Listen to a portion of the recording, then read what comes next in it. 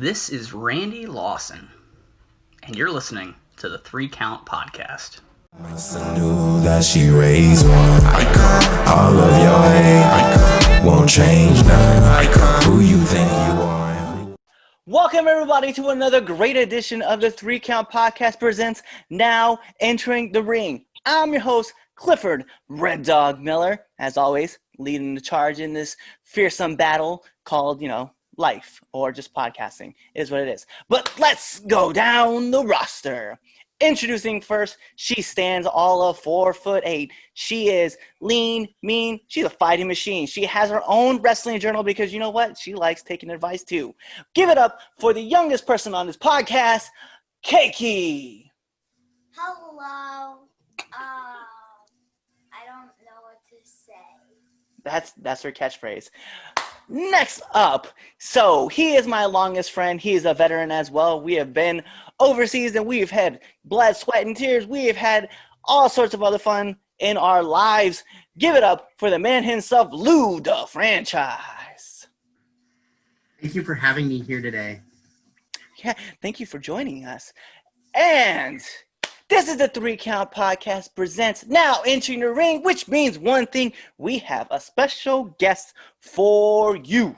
Our special guest today, she comes from the goddess of wrestling. You can see her at Titan. You can see her at ACW. You can see her at WWWA. And you can see her at Eclipse Wrestling.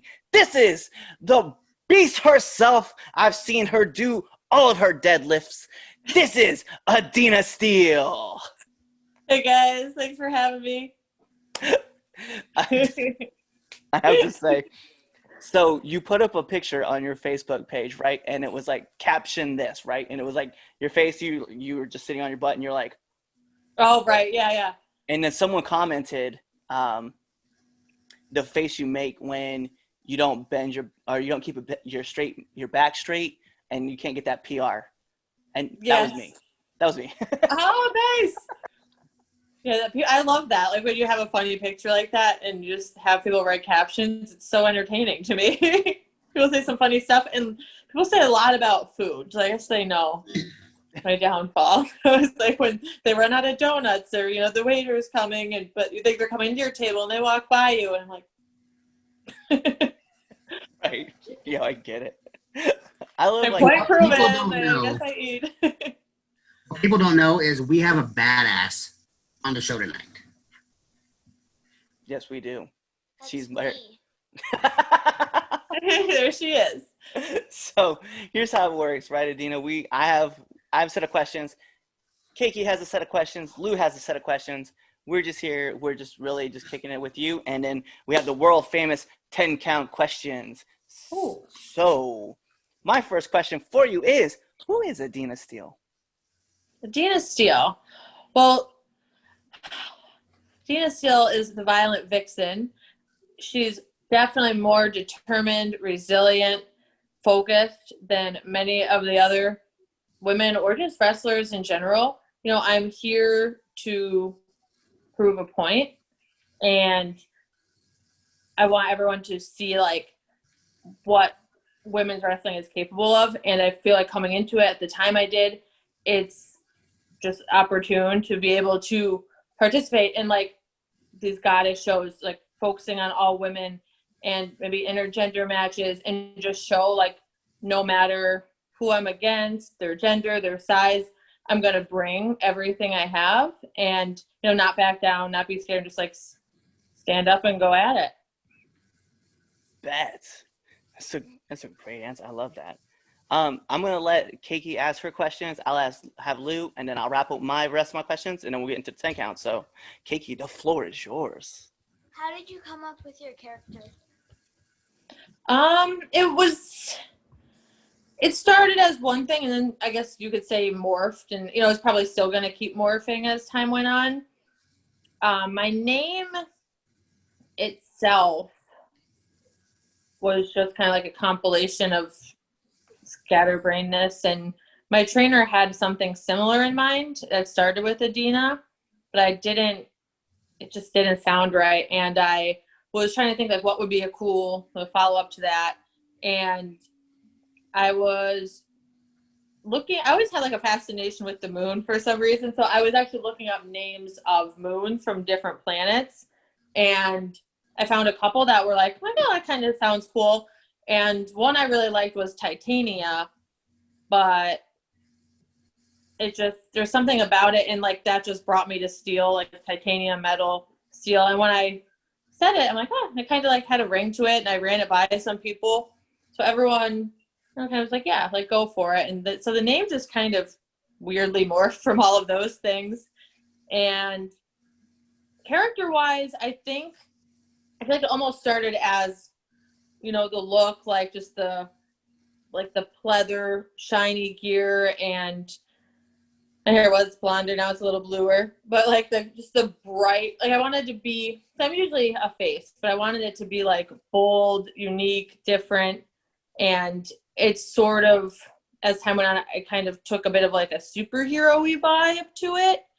Not all out, like in the sense where, you know, some people, they might get gear that literally mimics, like, here's my Wonder Woman gear, here's this, here's that, but just like a touch of that. So just in with, you know, even how like my symbol is on some of my gear, and like the flashy colors, just some of like the moves I do and the poses I do, I feel like it all ties into that. And then the whole superhero like undertone, I thought kind of went along well with having that idea that, you know, Adena is very like resilient and determined and focused. And I feel like, you know, I try to be doing more than anybody else, and, you know, stronger and like just like 100% ready. So it kind of all just happened like piece by piece. It didn't all start as one, and, you know, it's probably still going to keep morphing, but that's where we're at now.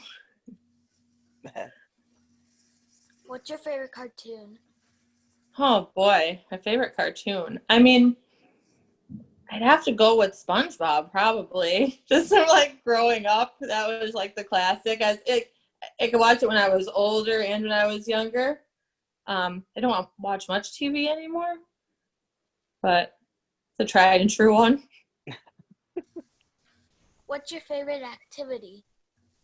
Favorite activity? I guess besides wrestling, probably going to the gym, honestly. Kind of an exciting life, but it's like, I don't know.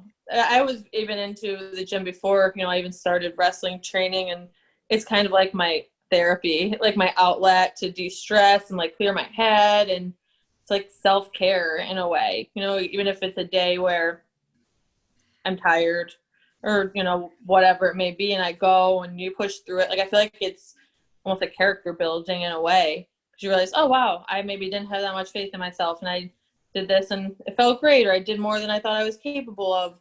So I think most people wouldn't probably say that's their favorite thing to do, but it really is for me. No, I love the gym, and that's why I'm kind of upset right now with like the whole COVID thing, and like kind of have to watch yourself, right? Because like certain people who may be living in a house with you might have asthma, and you know, Yeah. they're high risk, so you got to be careful. I'm like, yep, I'm not gonna lie, I missed. You literally just described me. What are you talking about? I didn't say anything. I didn't even bring out a name. Busted. You said a person with asthma and high risk. That's me. What if it was our dog? Duke. All right, so Lou, your questions are yours. Adena, Hello. how are you? I'm good. How's it going? We're good. Can I have your autograph? You say, could you have my autograph? Yep. Can I have your autograph? Yes, I probably can't get it to you this second, but we could arrange something. Not like right now. I need it right now. Like right now. Just sign the paper, like, this is your paper. This You is will for own this. you. No, real questions. Day of show, you just got done performing. What food are you eating? Honestly, I usually end up at Sheetz if it's in the area. There's Sheetz, there's Wawa. I kind of just go to one of them, whatever's quickest. And I try to normally eat healthy, but I'll usually probably just get like Nothing exciting, like a wrap, like a chicken wrap or something. But then if I'm at Sheetz, I have to get the French fries because I feel like I deserve them. After the show, I tell myself, like, you can get the fries here. So I'm always sad when there's not. Like, Wawa has the mac and cheese, but I really just want the French fries sometimes. But yeah, sometimes I might have something packed, but usually I pack just like peanut butter and jelly a lot just to have in case, like, it's a good even like pre-match thing if I'm like kind of hungry and I don't want to get like a headache, but you don't really want to eat too much before. So sometimes if I have that and never ate it, I have like a 9-hour-old peanut butter and jelly. Okay. What is the hardest you've been hit? What is the hardest? I mean, I guess probably, I mean, there are matches where, you know, maybe some people get a little over enthused. I had one where there's two things that come to mind. There was one during a match where the girl just like took my head and bashed it into her knee, the back of my head, like really hard. So that was unexpected.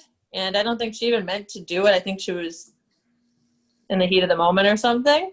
I guess there was that. And then there was one time when I was just training with my friend. And it's kind of a funny story, but it might sound alarming, but it was a friendly hit. We were working on selling. And that's always like my thing sometimes, especially early on, I'd be so in my head. I'd stop selling and be focused on the next thing. So it was like a selling drill. He's like, if you don't sell, I'm going to like hit you in the face. And then he did. And I didn't sell that. And he's like, what is wrong with you? I was just like, oh, I don't know. I was just waiting for the next thing. So that was more like a comical thing. But yeah, I guess those are two things that stand out for me. Okay. My next question. What keeps you motivated to improve in the ring? I think the fact that knowing if I don't keep improving, other people are, and they're going to surpass me and take the places I want. You know, if you're not getting better, I feel like you're kind of going to be backtracking. And that's really been bugging me a lot this whole quarantine. You know, when there hasn't been training or as many shows, I feel like all this time has been wasted when I could have been improving and working on things. And obviously I feel like I got a little stagnant. And I think, yeah, if I don't go to training when there is training, or I don't do this or that, someone else is, you know, and they're going to be getting better, and, you know, they're going to get farther. Like, they're putting in the work. So they're going to, you know, it's going to show. Okay. All right. Good, Cliff. Yeah, that's why I was like thinking about that. It's just that's what keeps me motivated too. Is like I know that I started my journey late, and so I'm like, all right, if I'm not talking about it, if I'm not watching it, if I'm not doing studies, if I'm not film watching, like somebody's doing that, and I'm lagging. So like I know I feel like even like doing these interviews, like I'm always like gaining some kind of new knowledge from somebody. It's wild. Yeah. Yeah, I feel like you could always learn from everybody. I think everyone's had different experiences, and everyone has like views things just differently, or someone might say something in a way that it clicks better, just makes more sense, or it sticks with you. So yeah, I think even like you said, stuff like this is good just to like talk about it and be around it and just have it in your head. Yeah, definitely. So here we go with my questions, right? So what's the hardest thing about being a pro wrestler? The hardest thing, I would have to say the time and the like sacrifice of like social life. It's really, in my opinion, like when I first started this, you know, I went to every training day I was able to go, do whatever I could. I'd be in the gym also. You know, when I started working shows, I'd be at shows. I'd be at the gym. I'd be at training. You know, I'd get up. I'd go to the gym at 5, 6 in the morning, work all day, go to training at night. I didn't have time, you know, for friends, for family, for relationships. And I felt like if I wasn't doing those things, or I was slacking off, someone else was going to be doing them. So I couldn't justify that. So I think the biggest thing is, you know, it really becomes your life. If you if you really want it to be something of substance, you know, not just like a pastime or a hobby, but like if you really want to immerse yourself in it, I feel like you need to, you know, be training as often as you can and at the shows and doing all these things and doing podcasts, even like things like that. All this takes up time, and it's time you could be spending, you know, maybe, you know, your friends are out doing this or doing that, and you have to choose, you know, the way I look at a lot of things is which choice is going to get me to my goal in life, you know, is sitting here doing a podcast about wrestling or going to my mom's to watch a movie. Which one's going to help me maybe in the wrestling world? You know, like something so simple like that. It could be, or, you know, a night that there's training, but other friends want to go out to eat. It's easy to say, oh, I don't need to go to training tonight. Like, I'm going to go to dinner. But for me, it's, you know, that you could have learned something new that day or perfected something you've been struggling with. Like, you just never know. No, you're right. You're right. It's definitely hard, especially like with me. Oh, I can imagine. But fortunately for her, she's the most over thing on, one, our YouTube channel, two, this wrestling school I'm at. So everybody loves her. So it makes it easy for me to like bring her along. Oh, yeah. The fact that she loves it. Yeah. And then she has her own favorite wrestlers and stuff like that. And being a goofball. This is why I right. work. So what do you think is one thing that's missing from the business? I guess more so uniqueness. I just feel like in terms of whether it's people's looks or move sets, and I feel like it's so repetitive sometimes, which obviously there's going to be similarities and there's only so many options for all these things. But, you know, you'll see a lot of people with like maybe the same color gear or the same this or that and the same vibe, and it's like, what is going to set these people apart, or like what's going to stand out to you about it, or even just for the fans, like what's going to be exciting about this if it looks like the same two wrestlers that were in the last match and, you know, they have the same gimmick. Or I think, you know, there's definitely some really cool unique things out there, don't get me wrong, but I feel like it's important for everyone to kind of just find that little thing that tweaks them, that like sets them apart and makes them stand out. It keeps it, you know, exciting for everybody, like the workers, you know, working with new people, for the fans, seeing different people, not like watching a match and be like, oh, I like that combo, and then like doing it. Because like, okay, maybe if you like something, that's cool, but like find your version. And when you see people do that, you know, it's appreciated more, and it then people will associate that with you, not just, oh, here's that generic move that everybody does. It's, oh, they do it this way, and it's kind of cool. Yeah, check out the super kick that everybody throws. My new finisher. The new transitional move that's out there. Everybody throwing a Canadian destroy out there. Sorry, Petey. We know, man. It's the opening spot. It's randomly just thrown into a spot for no reason, just to say that you did it. I feel so bad, Jeremy. My apologies to you, Jeremy. So what advice would you give to upcoming wrestlers? I would say don't be critical of yourself, but don't defeat yourself. You know, I think you should be your biggest critic, and that's like something that's been really helpful for me, but also really bad for me, because I am very critical. I'm not, even though I am in the gym and stuff a lot, like I'm clumsy, like I'm a doofus. Like I naturally, like, I need to work at a lot of these things that some people that have that natural athleticism just immediately, you know, try something once, it clicks. Like there's some things for me that I really struggle with still, or like, you know, have really struggled with just to get to be like baseline. And it's really easy to want to just say, screw it. Like maybe I shouldn't be doing this. But everyone's different. Everyone has different abilities, and certain things click quicker with different people.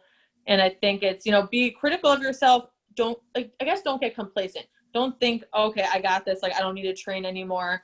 I know what I'm doing. I don't need advice from anyone. I don't need anyone to like tell me, if, you know, what maybe I could have improved on my match.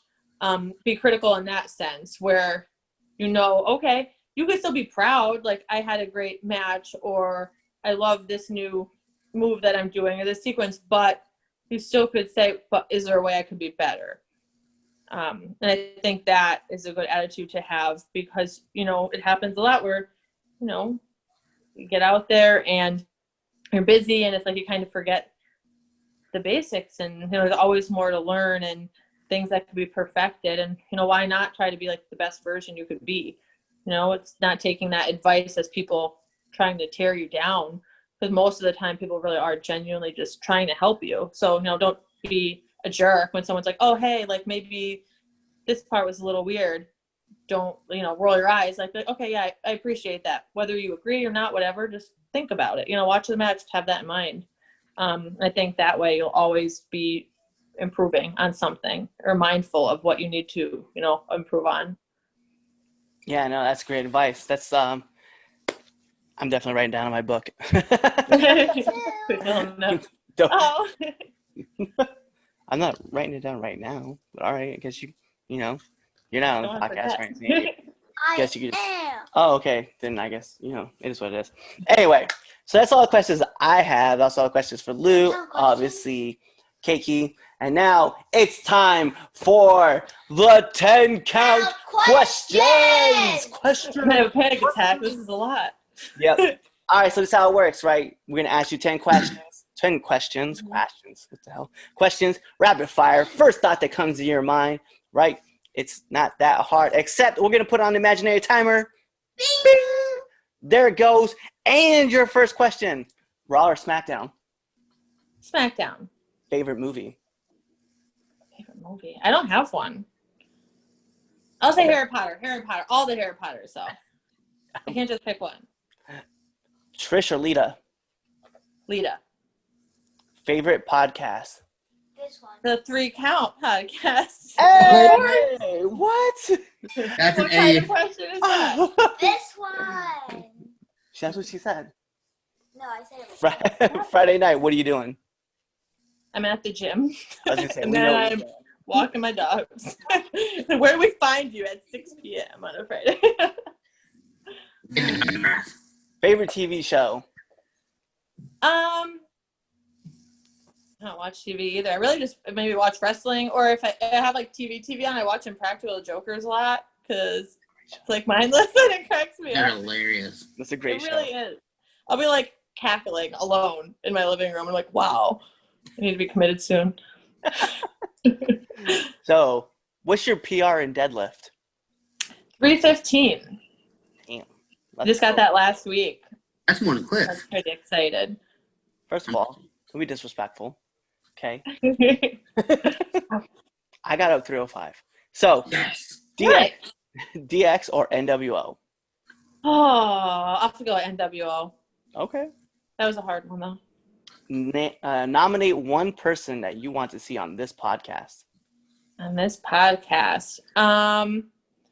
Let's go with Benjamin King. You heard it, Benjamin. Come again. And last but not least, this is my favorite question to ask every single person that comes on this podcast. Favorite curse word? There's a child right there. First of all, she has a Colonel, it's military. okay. For context, she has a military dad, a military uncle, and then she also has a mom from Massachusetts. Let's not play these games. Oh, man. It's been my heel turn here. I mean, I guess just the F word, you There know? we go. It's what comes out often. It just, I don't mean to. It's a good thing, a bad thing. It just Is that describes frankly? every situation. Is that F word frankly? It's friendship. Freaking. No. Trust me. It's Rita. but anyway, I feel so bad. There's a girl there.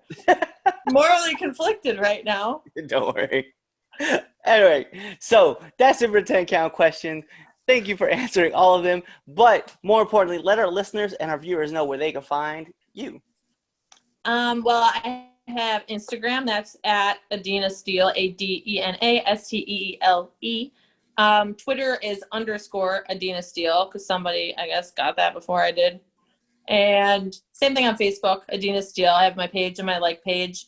And I think that's about it. Also, she's gonna be getting rid of her TikToks. Don't think about trying to follow her there. We don't speak of those. So it's like the quarantine time is like Vegas. Like what happened in Vegas stays in Vegas. What happened in quarantine stays there. I was really bored. I was home alone for like 3 months. I hit an all-time low. I made a bunch of TikToks dancing like a fool. I started my TikTok really in the quarantine phase, and I was like, you know what? I'm okay with this. Like, so it became like we got added quarantine. You got what? Quarantine, and then I made mine. All right. So with that being said, this is the 3 Count Podcast presents Now Into the Ring. I'm your host, Clifford Red Dog Miller, with Luda Franchise, with the K-Key.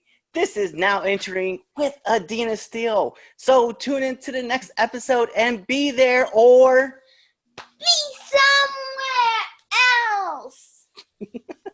Fair enough. Love it. see you guys. Hey guys, it's the host of the 3 Count, Chaz Evans here. Make sure to let you know that I don't run shit, I don't do shit, I just talk shit. And make sure you subscribe to our podcast. What else did you do? You should also follow us on all social medias. That's the Facebook at 3 Count Podcast, the Instagram at 3 Count Pod, and the Twitter at 3Count_pod. Also, if you like us a lot, you should definitely buy a t-shirt at prowrestlingtees.com/3countpod, and that's the number 3. Don't be an idiot and type in THREE, because you're not going to find anything. So make sure you follow us at 3 Count Pod or 3Count_pod on Twitter and buy a shirt. Be there or be somewhere else.